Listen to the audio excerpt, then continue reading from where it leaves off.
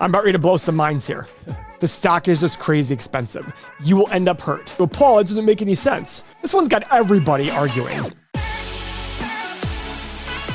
Tesla stock has ripped through January. I think at one point it was up 33% January year to date. By the way, speaking of which, we're giving away Tesla for those people in our community who subscribe to the channel. More on that in a little bit. So Tesla stock. This is kind of like a, this one's got everybody arguing. I hear value investors. Remember we interviewed Monish Pabrai. We interviewed him a little over a year ago, and he made a justification for Tesla. And I'm not going to lie to you. I was like, wait, what? He's like, well, you know what, Tesla? And I was like, yeah, no. Tesla is a phenomenal car company. However, company versus stock are separate things. There was a great video in which Jeff Bezos is interviewed, and he talks about how in 2000 dot-com crash, Amazon stock went from $113 to $6. And his comment was, but I was looking at our financials and our metrics, and they were all getting better. And that's when he realized that there's a difference between the stock price and the company. And as Warren Buffett and Ben Graham and Charlie Munger say, in the short run, stocks are a voting machine. In the long run, they're a weighing machine. What that means is the popular stocks are going to go up like crazy when it's popular and fall when it's not popular. But over a long period of time, they're going to do whatever the fundamentals say. So let me show you an example. Let's pull up Intel. And they're irrational both ways. Irrational both ways. This is Intel back in 2000. The all-time high, according to our software, $75.81. It has not reached there since. But since then, what's happened to the fundamentals of the company? And you might sit there and say, well, Paul, it doesn't make any sense. Well, last year they did $63 billion. They hit a peak of almost $80 billion in revenue. 2000, they did $33.73 billion. Yep. And their profit was $10 billion. And when they did $80 billion in revenue, they had profit of $20 billion. So their revenue over doubled, their profit doubled, but the stock went down. Why? Because this part was irrational. If you overpay, you will end up hurt. And this isn't just for Intel. Go look at Micron, go look at Cisco, look at Cisco back then was considered the first company to ever hit $1 trillion valuation. Wow. It hasn't even come close. Let's look at Cisco here. So why do I say that about Tesla? Well, guys, I'm about ready to blow some minds here. I believe, look at Cisco right here. It has not reached this high ever. I believe that our chart on Tesla 10 years from now is going to look very similar to that chart on Cisco and Intel. The stock is just crazy expensive. Is Tesla a wonderful company that's growing like crazy? Absolutely. But look at it this way. Go watch our Tesla videos in the past. And everyone was like, Elon Musk is a genius. FYI, I believe Elon Musk is a genius. But what did he do this year? He bought, well, this year, I don't know what he's done this year, but last year, 2022. He bought Twitter. That's the big thing. He sustained cash flow with them. With Tesla, he delivered more cars than it was expected. I was going to send this to you last night. I saw a Wall Street Journal article in which a woman talks about how she gets bad looks now because of her driving a Tesla. So first off, if that's true, this is exactly my point. Nobody's invincible. Yes. Elon was considered a god.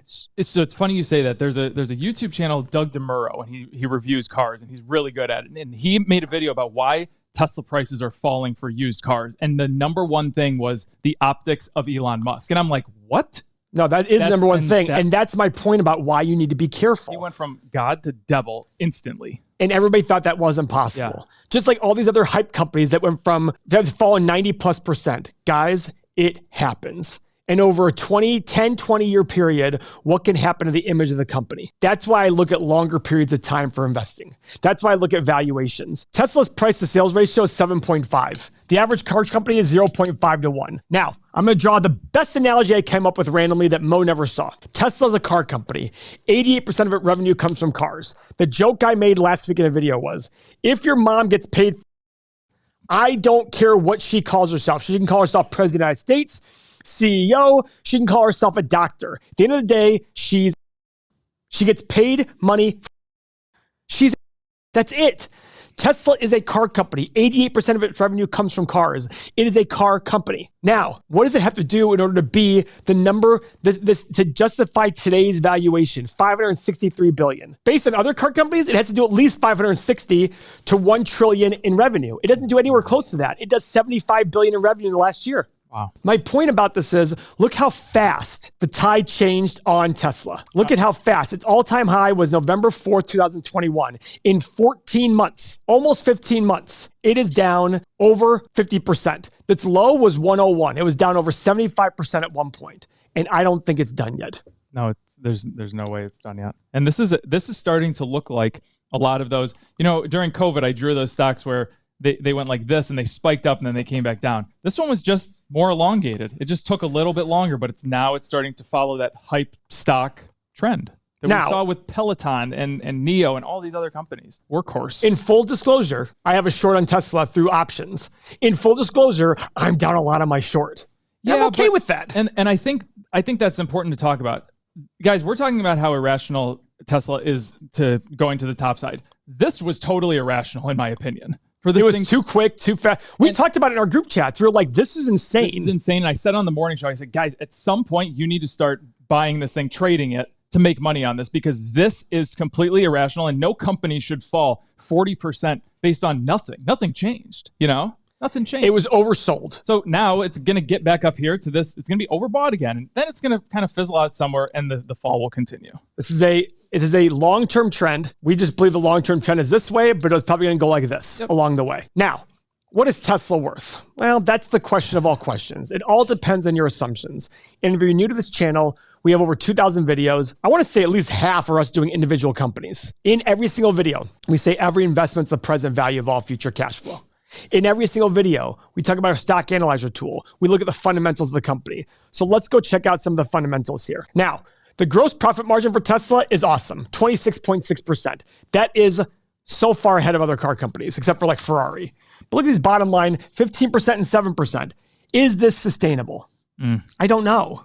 It's hard to be sustainable for a car company. It is. Now, unless they honestly can transition into other areas, it doesn't seem like it's going to happen anytime soon. Well, look at this. The market for Teslas has already plummeted where the values have gone down. That's going to drive this gross margin down, especially as they want to get bigger and bigger and bigger. You can't do that on $100,000 cars. Yeah, and he said we need to make our cars cheaper. So if you have a $40,000 car, how are you going to make 25? Even if you make 25% on it, I mean, you have to sell a lot of $40,000 cars in order to make some big money. All right, fine, fair enough.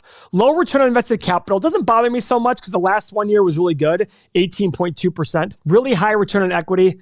Okay, so there's a lot of big positives here. Let's go check out the 8 pillars real quick. This is what I don't like. I don't blame them. Issuing shares like crazy, diluting people like crazy. I don't blame them because the stock's expensive. Why go take on debt when the crackheads all want your crack and your crack is Tesla stock? The ironic part to me is everybody complaining about Elon now are the people who are his fanboys. And then all of a sudden they realize that he was a libertarian and they're like, oh, wait, we hate this guy. It's just so funny to me.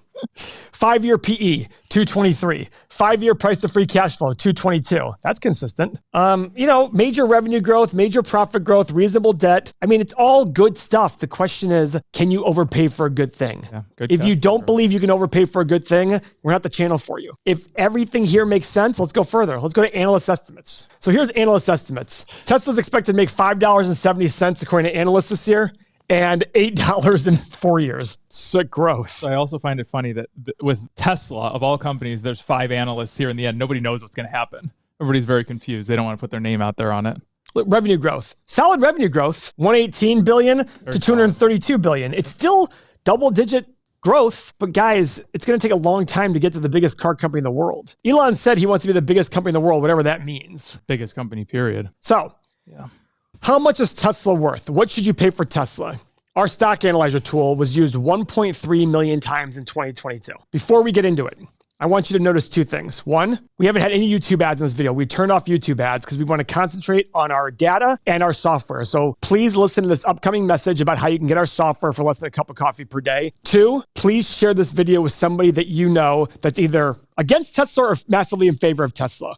We don't care either way. If you disagree with us, say it in the comments. It doesn't bother us. We love to engage the conversation, but we look at the data. I created the software that you're seeing on the video and behind me because I needed software for myself. This is not something that was created for other people and I use some super exclusive, expensive software. This is the software I use. And even better, we have this community of thousands of people there. And the reason it's so helpful is it allows us to eliminate the emotional fear that makes people make the bad decision in investing. The right investing is 20% about the numbers and 80 or 90% about your temperament and emotion. And that's why it's awesome to have this community. The tools help you on the numbers. The community helps you on how to view your investments and your money. So stop making those terrible decisions that all your idiot friends make when they follow companies just because they like the company. For a little over $1 a day, you can have this entire software package. It'll change your entire future of investing and your money. So sign up now, risk-free, everythingmoney.com. Check it out. All right, now to what Tesla's worth, not including their balance sheet, based on our stock analyzer tool. Mo's going to do a 10-year analysis. I'm going to do a 20-year analysis. The reason I'm doing 20 is I like to buy companies that I want to own forever. And Tesla is a car company that as it gets better and better, I want to own for the foreseeable future. It is harder, though, to do a 20-year analysis on a company that is growing so fast now. It's hard to do a 10-year analysis. Actually, let's do this. Why don't you do a 5-year and I'll do a 10-year? Okay. That's actually better. And the reason being is there's going to be massive growth for the next 5 to 10 years. So let's do that because I think that's more long-term for Tesla. Okay. So I'm going to do revenue growth to start, low, middle, and high. Okay. Profit margin. Oh, boy. I know. I know, Mo. It's just really difficult for a company like this because of the fact that I don't know. That might be all wrong. So guys, when we're putting these numbers in, we have to make our assumptions. If every investment is the present value of all future cash flow, all these assumptions are doing are trying to tell us what that future cash flow is going to be. And then based on our desired return, how much we should pay for the company today. Now, keep in mind, we're doing a low, middle, and high for all of these. All right. What that means is we want to be conservative. We want to do about what we think they're going to do and then an aggressive one. But if you look right here, so first off, revenue growth. Mo, what are your revenue growth numbers for the next 5 years? 14, 18, and 22. Okay. So I actually think that's low on the high side, but that's fine. I did 10, 17.5, and 25.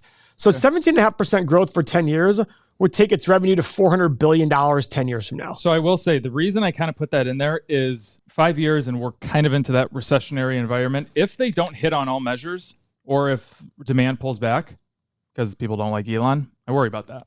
So I'm actually changing mine now to 7, 12.5, and 17.5.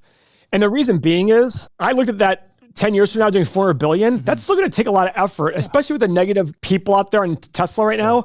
I want to make that my high assumption. Profit margin, what'd you do?